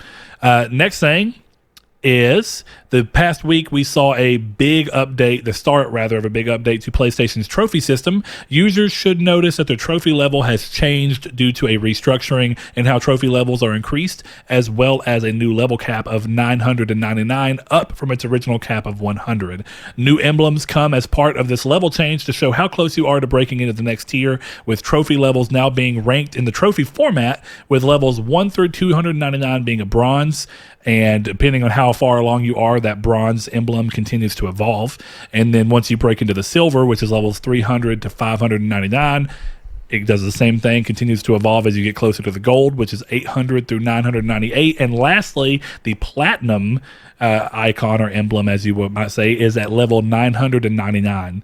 I think this is a cool idea.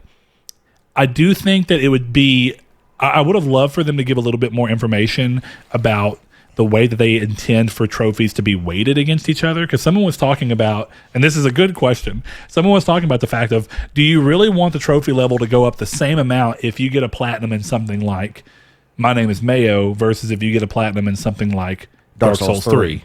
Interesting that we both go there. Yeah. But it's a good example because realistically, one is a lot more challenging and requires a lot more time. Now, both of them can be platinums and they can go through towards your platinum count. But should your trophy level be weighted more with a harder to get platinum? Who is up to weighting the trophies? That would have to be on PlayStation at that point. And would they do it for every one? Or could there be glitches like where Dark Souls 3 doesn't count to anything or stuff like that? Yeah, it does. It does bring the potential. Like, what's the work versus issues. Reward kind of thing there? Yeah, I think maybe the way that you go about doing it, which it's weird, but because then you're kind of pulling from some people, but it'd be kind of cool if. One of the things people were talking about, and also I want to bring up before I forget about it, PlayStation France had a thing where apparently it was, I don't know why they didn't give it to us and why it wasn't specifically in ours, but it looks like PlayStation 5 will have trophy tracking at a system level. Where did that come from? PlayStation France. Why wasn't that part of like the initial trophy news? And see, that comes into a problem of it was apparently in the France one, but if you're going to be a global company, then how can't you even get a... You're being globally terribly, Sony. Why is your global messaging not the same? So I'd wait with bated breath, but I have a feeling that that's probably going to be there. The fact that they're this committed to trophies means that they would have a reason to actually want to implement trophy tracking. This is getting exhausting. A little bit. But one of the things that I thought would be cool, and a lot of people have talked about, is to have it to where when you platinum a game, you earn a currency, and that currency lets you go through and buy. It's specifically for things like avatars and that's what I mean. You're talking about at work the other day, but how Steam has that for, except when you purchase a game. Mm-hmm. So like when you collect that, like it'd be cool to have a theme that you can only get from having enough points from the platinum or something. And if I'm not mistaken, I could be wrong because I've never worried about it on Steam, but Steam has like collectible cards for games. I don't know how you go about getting them. I don't know. I don't know what that system is about. And then there are Steam achievements. I play a lot on now. Yeah. And when you get Steam achievements, do you get that currency that you get from buying also?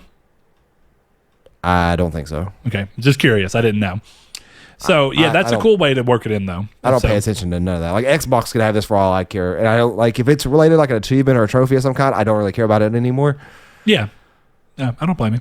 All right, next thing, which is the big thing, a dump of different PS5 news clearly was given this week, but the beginning of it, the start of it all this week was a teardown, which is finally coming after it was teased from Mark Cerny during the initial tech talk. This finally gave us a look at the system's ports, of which we know it's got 3 USB-A ports, 2 of which are high speed, and then 1 of which is super speed. And then we also have a USB-C port, which is probably for the controller, but I'm curious, because we know the controller's end is USB-C. That does not mean that the other end has to be USB-C. It could be A. What is that USB-C for? I have a theory. Mm-hmm. It is for the next iteration of PSVR. Because right now, I could see that. The breakout box requires you to plug into a USB port. Now, I think what their goal might be in the long run is I have a strong feeling that the next PSVR still will not be wireless. I just don't think it's going to be. No, there's absolutely no way. There's not even a like Oculus Quest is like the only thing like you can come across right now that is remotely wireless. Yeah, and it's only wireless because you can play with the onboard system. No, is it the Go? I thought it was the Quest. The Quest is tied to your phone. So like, you're right. And is it the Oculus Go? Is that the one that is? I don't know what the Oculus Go is. I do know like the Oculus Quest is tied to your phone. I might be mixing them up, but like I'm pretty sure. No, okay. So the Quest is the one that's standalone. It's 100% standalone, and you don't have to tie to anything. Maybe I'm thinking that you can download a Quest app or something and then use your Quest app to download games. Probably. So there's that. But you know what's interesting about those is that the Quest has a tether cable that you can plug into your computer to make it act as essentially an Oculus Rift. Interesting. So the point being is that bigger games, which is if you want to see VR push more forward, if you want to see bigger games, then you're going to need that cable. What? So my thing is that it's probably going to be set up to where you have a single cable, and hopefully that single cable is set up to where it's going through that USB-C super speed. We will definitely find out. So evidently those cards you get on Steam you can sell on the marketplace for real money. It's a whole system I wasn't even aware was a thing. Like I could sell this for 9 cents and then they pay 11 cents. So so Steam gets 2 cents technically. What? Yeah, I don't get it. I could just throw them all up there and make 27 cents. That is wild. And then you can go to the marketplace itself and like look. That I did not know. I've seen them, and like it was reminded to me because when I bought Among Us the other day to play with Chris on computer, I noticed that they were there again, and you can get a sack of games or gems. 1,000 gems. What are the gems for? I don't know. We may never know. Oh, man. So, of course, we got to see the system's ports. Like I said, we get to see the innards of the console, the space in which the tech fills inside the casing that we, of course, know now. And lastly, but certainly not leastly, the cooling system that they are using in an effort to avoid the PS4's infamous noise levels, which everyone knows about. And also, I seldom hear my PS4 ever now. When I was playing Warzone, my PlayStation was just the entire time. I never hear that. I mean, I didn't hear it in The Last of Us 2. I didn't hear it in Ghost of Tsushima. I hear what it is going Tsushima. on? I hear it in Warzone, and I heard it in... What is Warzone doing to my system? Dude, you better... Warzone going to brick your console. I think that's what happened to Sean. But, so here's the thing. How'd you feel about the teardown? In terms of, now that we finally got something. That's pretty much all I wanted. Okay. How do you feel about... The big thing here, because I don't want to get too granular in all the actual system on chip stuff and different things that you can see. One of the things that, for anybody who does pay attention to this type of stuff, it started with the PS4 Pro's motherboard, and I don't know why they've chose to do this. I assume it's even distribution of heat. I don't know though. The CPU stack is on the opposite side of the RAM stack, and that was true on PS4 Pro as well. That has to be because of like a dissipation of heat. But the Xbox Series X, the Xbox One X, none of them do computer, that. like that's not how that typically is. Exactly. That's not something you see on computers. So this is something that Sony apparently has landed on as being some. We'll probably never know the reason why. Is that a thing you see on tablets, I wonder? Oh, I don't know. I'm not. See, I don't do teardowns of tablet. Oh, you know what? I'd wonder what the Switch's teardown looks like. I should go look at one. I've never bothered to watch one. But with it having the Tegra 3, I wonder if they would have flipped it to try and help with heat dissipation. But also, is that what it's for? That's best guess I can give you. But the cooling solution itself, for anybody who's interested in this kind of stuff and is looking, it's interesting that they're using kind of a mixture of things. So they're using a liquid metal TIM material, which is your thermal interface material. Isn't that what it's called? TIM, isn't that what it stands for? So. Something like that. Anyway, instead of using a thermal paste, which is typically what you see, then you have a liquid metal reservoir that's kind of in there, and then that goes to what is absolutely the largest heatsink I have ever seen.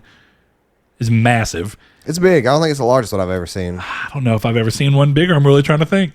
Now, I'm sure one bigger that exists, but I've never personally seen one. And it's very oddly shaped. And one of the things that I thought was interesting about this thing is that a lot of people expected them to use a vapor chamber, because that's, of course, what we saw with Xbox One X, and it's going through with the Series X as well. But they're using a heat... what? This is a Noctua air cooler. Holy crap. That thing's about that big. With fans on it, though, that's interesting, yeah. too, because one of the things about the PlayStation 5's heatsink is that it doesn't have fans right there on it, instead using kind of the shaping of the system to give it an induction. A downflow effect. Yeah, but they're using a heat tube to move the heat down and out, and they're saying that due to the size and everything that they've done, that they've tested and gotten these same results, which of course we'll never know until years down the road, but they went out of their way to specifically say that they saw the same results as a vapor chamber, or a vapor, yeah. So, interesting. If that means, for anybody who, I would honestly say this, if you've ever been curious and just want an appreciation of what goes into making consoles and some of the things is, if you can look at the teardown of both the Xbox and the PlayStation, I think it's worth it, because they go through very different things. Xbox is clearly, I think what got me, right, is that we know the PlayStation 5 is much bigger than the Series X. We know that. And now I think one of the things that became obvious in watching this teardown is that, and watching the teardown of the Series X, which I think you should do for context, is that Microsoft, I think, always had a basic idea of what they wanted their form factor to be. And I think that they built their console to that restriction, which is fine. There's nothing wrong with that. But I think Sony, on the other hand, and I think this also gives us the reason as to why we saw Xbox's design so early and why we didn't see PlayStation's actual physical design until so late, is that Microsoft already knew what they wanted their console to look like, then built it to that. I think Sony, on the other hand... They had to have something efficient enough. I think Sony decided to go all out on whatever they wanted to do, again, their vision on the innards, and then wait to make the outside based off of what they needed for the inside. You know what I mean? It's like the outside design was reflected by what they had to have. Part of the reason I even say that is, do you ever look at the PlayStation 5 and just be like, whether you like it or not, be like, what made them do that? And I like a lot of it, and I look at it and go, what made them do that? Why did they curve this? Why did they do that? Why does this have why does it get bigger towards the top, and why does it go slimmer towards the bottom? It does seem like every single design choice on the console was for something. Yeah. Whereas Xbox, when you look at it, and this brings up an interesting question too while we're talking about cooling. There's been a rumor going around, and it seems like it's hit or miss, and I think that there's a reasonable explanation that someone said as to whether it's true or not. But the rumor is that the Xbox Series X is running hot.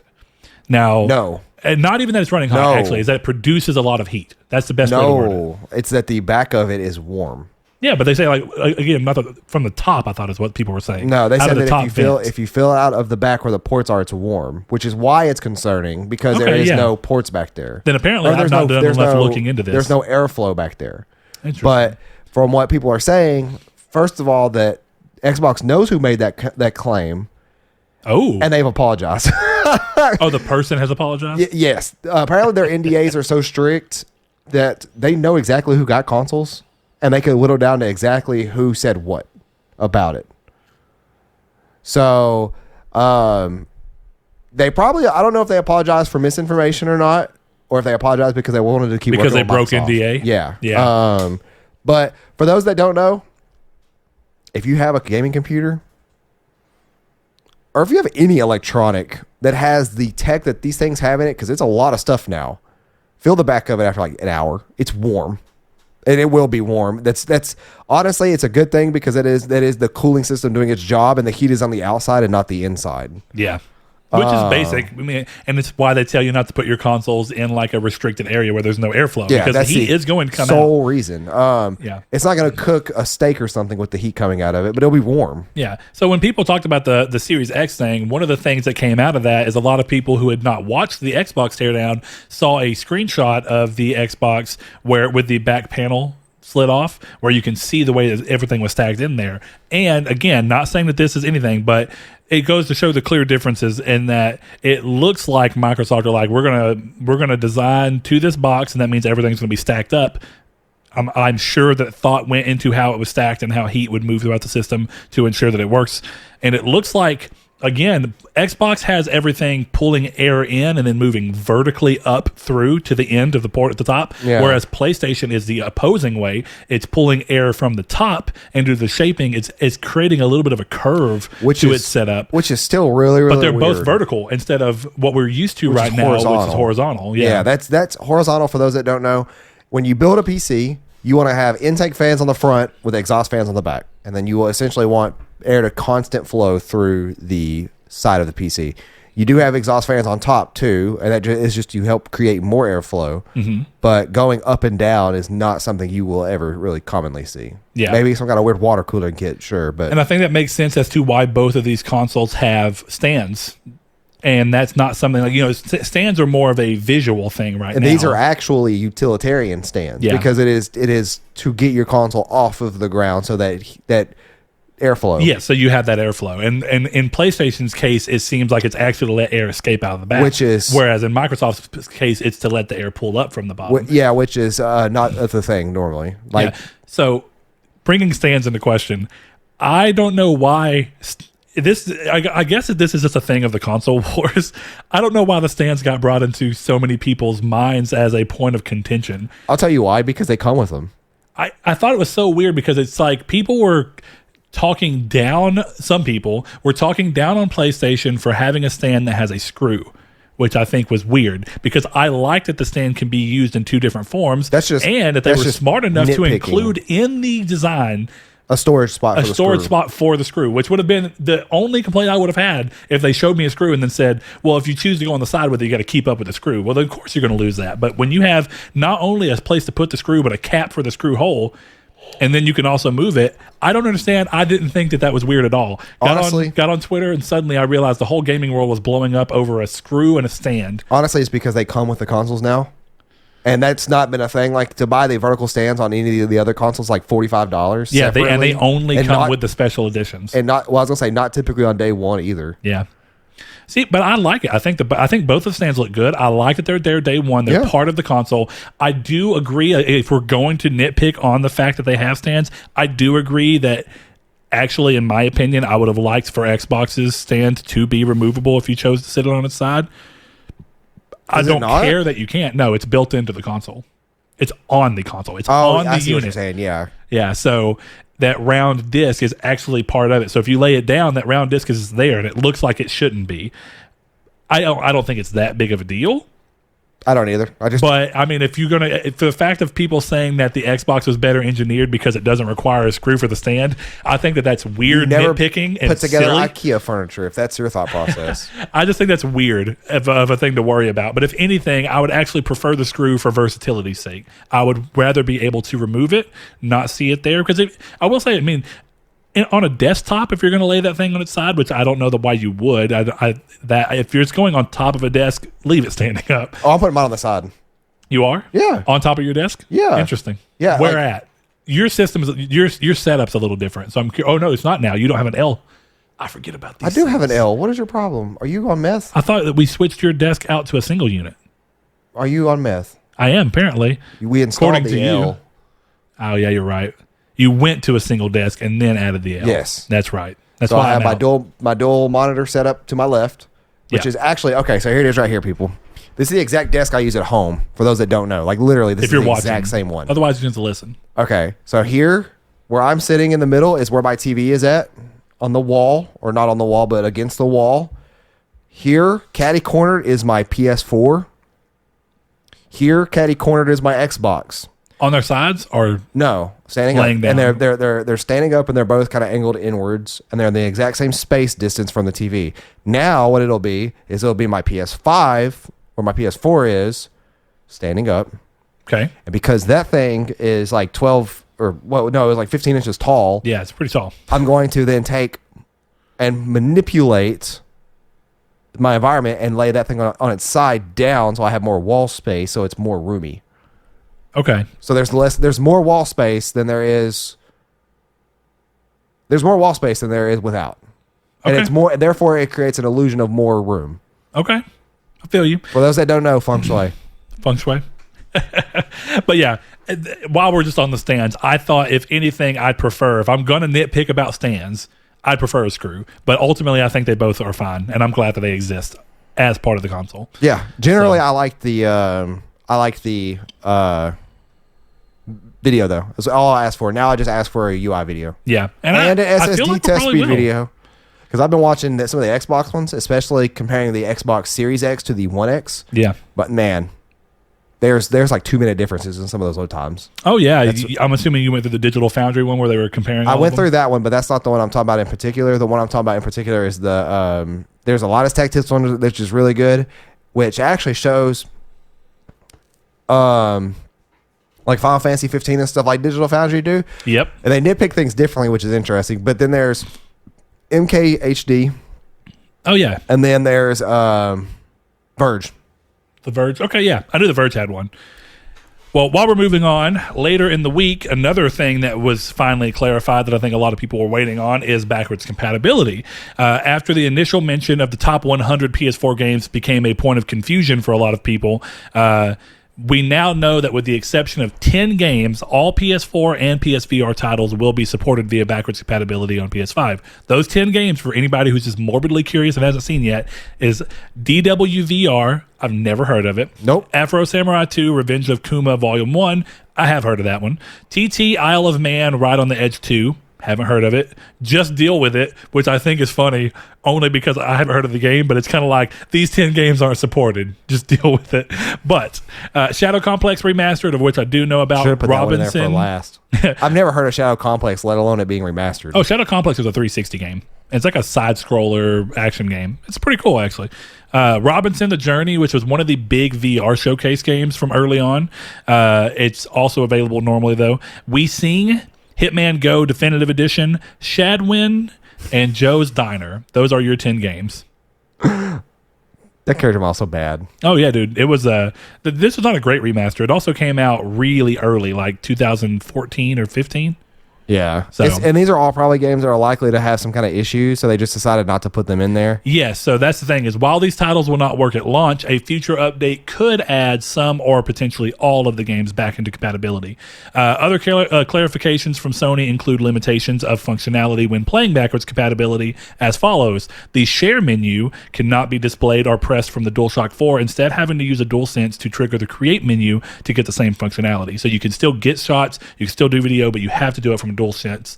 So if you're playing On your DualShock 4. on your DualShock 4, you want to capture something, you may have to move over to your DualSense for a second. Though I don't imagine most people are going to be playing on DualShock 4 unless they're playing a multiplayer game that supports the DualShock 4 for I'm PlayStation still 4. going to use my DualSense. I only mean like the second, third, or fourth person might be using a DualShock. Oh, okay. You know what I Then mean? it's weird they want to screenshot something. Yeah, so that's what I mean. I can't imagine this is going to be very much of an No. issue. Also, all of the share menu PS4 shortcuts are still going to be there. You can hold for a couple seconds for a screenshot. You Cool. can double tap to start video recording. Let me see the UI now. Let's see. The PS5 camera is not compatible with PS4 games, of which we already knew. Needing to connect the PS4 camera via a camera adapter that is supposedly free. We don't. Which we still also know talked exactly know about. Yep, HDR is automatically switched on for PS5 consoles. So I thought this was interesting. I do not like this. To turn HDR off, you will need to adjust that in video settings on the console. I don't like this that. Is also true on the Series X, and also Series X goes out of its way on backwards compatible games to do, what is it? It's like faux HDR, but it's essentially, I can't remember the wording they used. The Series X has a scaling technique, or not a scaling technique. It's a no, it is a scaling technique. It's something that will go. It will change as the game goes on. I can't think of what it's called, and I can't remember what it's called either. But it's essentially forced HDR in games that didn't traditionally have it. And that's also something else that they have. That they like almost all but some like Xbox 360 games are going to have that same kind of thing of like, well, kind of like what the PS5 is doing. Like, well, these games just aren't going to look good, so we're just not going to put it on there. Kind of thing. Who knows? Let's see. A couple more of those. Our PS4's tournament feature is not supported on PS5. I forgot that was a thing. I never used it. Not my kind of thing, though, to be fair. In-game live from PlayStation is not supported on PS5, which I'm not actually sure what that is. Is that when you're on a game screen and you can see the stuff going on under it of people like streaming it? I really don't know. So there you are. And lastly, PS5 does not support the PS4's second screen app or game companion apps, which does bring a very important question. If the PS5 does not support the PS4's game companion apps, then how are the PlayLink titles, which are not listed in those 10 titles, how are they playable? Because they all require a companion app to be played. Hidden Agenda, the That's You game that they came out with, all of those require a companion app. So unless it's only for, I don't know. I don't understand what they're going for here. It's a good question. So that list may be a little bit bigger. In-game live, people are... I don't. So what did you look up what in-game live is? It's the only thing is, as I'm getting like you streaming personally. Oh, are you saying that you're gonna? I doubt that this means that you won't be able to stream directly from PS5. Surely not. No.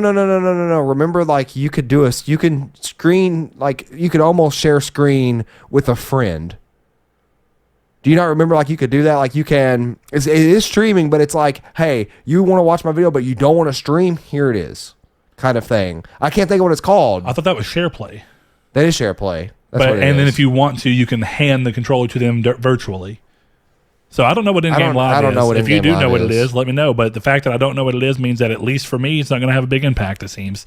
So that leads us into the next thing, which I think is important. So Sucker Punch have confirmed that Ghost of Tsushima, using the Game Boost feature on PS5's backwards compatibility, can run at up to 60 frames per second, and of course, see even faster load times than the PS4 version, which, if you've not played, already has the craziest quick load times I've seen in a PS4 game. I'm actually genuinely curious how they pulled it off. But Game Boost acts similarly to what we've seen Xbox doing, and this is somewhat of what Saul was talking about. There's a bunch of videos that you can find from Digital Foundry and everything, where games that were built with unlocked frame rate modes or dynamic resolution to use PS5 extra power any game that were made with an unlocked frame rate or dynamic resolution is able to tap into the PS5's extra power using Game Boost to hit much higher frame rates, potentially even locking at 60, and stay at its peak resolution either always or more often. So examples of this being Hitman 1 and Hitman 2. Both of those games are available with an unlocked frame rate option. Another example from a PlayStation studio that's not... Sucker Punch is a good studio for this, because Sucker Punch also has, from day one, I think it was like this, the infamous Second Son has an option to unlock the frame rate. We also know that God of War, its performance mode gave you an unlocked frame rate in 1080p, so that means you'll be able to play that game at 60 frames per second, more or less locked. So games that have that, and then like there's games like... I want to say Hellblade was a game where they used dynamic resolution. So what would happen is that sometimes Hellblade would be, and I could be wrong in the game, but let's just use that as an example. Sometimes it would be, its dynamic resolution would go from 1080p to 1440p, right? So what would happen is It would sometimes be in 1440p, but it would need to drop that to make sure it didn't drop frames, so it goes down to 1120p or 1080p or whatever in between. And what happens here is that games will be able to stay at that peak, whatever their max set was. But these games, the thing about this is that the games are only doing what they were already designed for. They just have hardware behind them that can push that theoretical max that they were implemented with further. Yeah. So that's what is essentially happening here. And I'm glad to see this because a lot of people have been treating this like only Xbox is the one that's going to have this. And at least on a base level of being able to make games that were already designed this way run better, you're going to get the same thing here. Now, maybe because the Xbox is a little more powerful, the results will be a little bit more consistent on Xbox Series X. Maybe not. You don't know. We don't know how much the stuff will be able to use other aspects. We don't know how much the benefit of the playing a PlayStation 4 game specifically on the SSD, how much that may affect certain things. So these are things to keep in mind. But of course, unless Microsoft is doing their thing where they're going to be able to make games that were even built with a 30 frames per second lock somehow double, when that day comes, we'll talk about the fact that maybe Xbox will be on a better ground on that particular front. But I think that you're going to expect backwards compatibility, at least from last generation games or the current generation, whatever you want to call it, Xbox One, PS4 era. They're all going to run very similarly in that regard. So that pretty much closes off everything for me. Saul, do you have anything else you wanted to bring up in relation to that? No, I'm still just trying to figure out what InLive is because it's bothering me. In-game live. I don't know what that is. I was looking, go to Reddit and see if somebody has posted the in the video of them talking about somebody. It's like, what is that? And it's by answering it, but I can't even find the thing on Reddit, so I'll just give up. Because like if you Google what is in-game live PS4 feature, it doesn't pop up with anything. So what might be happening here is that a feature that most people didn't use, using live to view broadcast video clips and screenshots that other players are sharing. Oh, see, I think that's the thing. If you look at a game and you're on the game tile, directly underneath it, like the day that I started Crash Bandicoot 4, I'm pretty sure I saw Josh Shoop streaming it, but on the home screen below the tile, I could see him streaming it. Yeah. Now, that's not a necessary feature, and I think what might be happening here is that they're wanting to clean up the UI and not have it so cluttered, and that's a good way to do that. I wonder, though, like, I really hope that they're not removing the live stream feature. Yeah, I don't think so. That would be really interesting. Though, now that I think about it, okay, I'm going to be honest. I don't think we've seen that from either. We've not seen them completely come out and confirm nor deny that from either Xbox or PlayStation. Well, I'm going to be honest, that feature is not really great. Like, it is good for people who have no other option.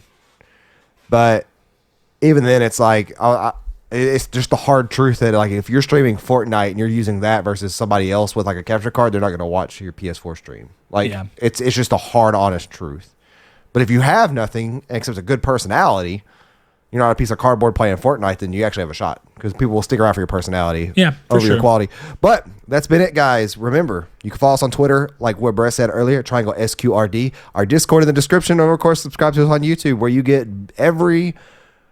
weekly video uploads every Monday at 12 p.m. Central Time, 10 a.m. Pacific Time. And of course, you can follow. Too far. Go ahead. Before you get too far, what do you want to land on for community's take? Oh yeah, you're right. I don't know. What is your favorite PlayStation game of all time?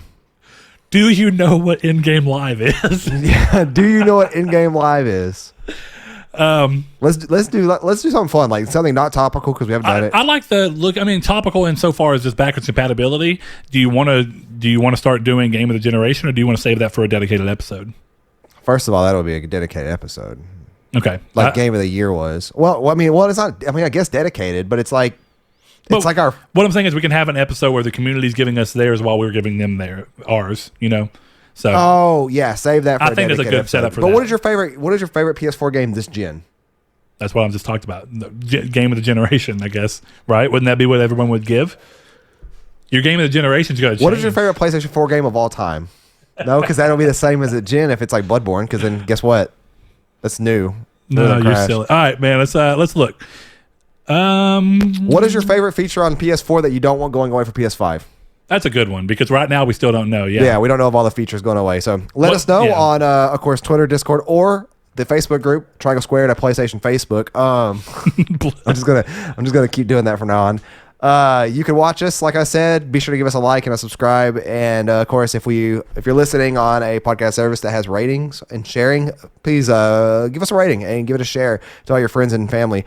If you are a super fan and you really want to see us succeed, you'll sign up for our Patreon, where if you are at our $5 tier, you get a free custom PS4/PS1 custom /PS1 case /PS4 that's custom. I don't know if you know that part or not, but it's also a PS1 case, but it looks like a PS4 case, and vice versa. If you've been a subscriber for more than 3 months, if the 3-month mark, the second year you're a day older than 3 months, then you get one. You get to pick which one. It's actually not broken. It's still by quarter, because I do not have the ability to constantly be on top of it. So once you've been a one for 3 months and a quarter comes up, then you get your option. I know that's a little weird, but it's the best way I can do it and actually keep up with it. Yes. So we'll do it that way. And so check us out, patreon.com/Nartech. Yes. And no matter what tier you're at, you could be at a penny tier. You'll get your name read out every episode. And Brent. Can you give less than $1? I actually don't know. I don't know. Somebody test that out for us. Give us 99 cents. But yes, we do always give a shout out to all of our patrons. So without further ado, thank you to our patrons: Kyle Grimm, Josh Jarrell, Matthew Green, my name is Dan, Luke Bartolomeo, Sean Santarud, Funk Turkey, Danny Villalobos, Corey Hickerson, Blake Popst, Kevin Bacon Bits, Joshua Lago, Eric McAllister, Shadowist, Steven Salazar, The Stonard, Travis Below, Stefan Swanland, Constantly Kenny, Solitary Red, Chris Figs, Zachary Sawyer, Landis, Rude Days 93, Brian, Donovan Williams, William Digital Spooker, Derek Porter, Josh Ayers, Brandon Edwards, Sean 1 Neo, Tyler Powers, El Chabib, Jason Clendenning, Tyler B, and Richard Schaefer. Again, head over to patreon.com/Nartech if you'd like to support us further. Thanks. So, have you heard of Sassy Shenanigans? What? Sassy Shenanigans? No. He's not telling Link about Santa Claus. Oh, I've heard about that for a while, actually.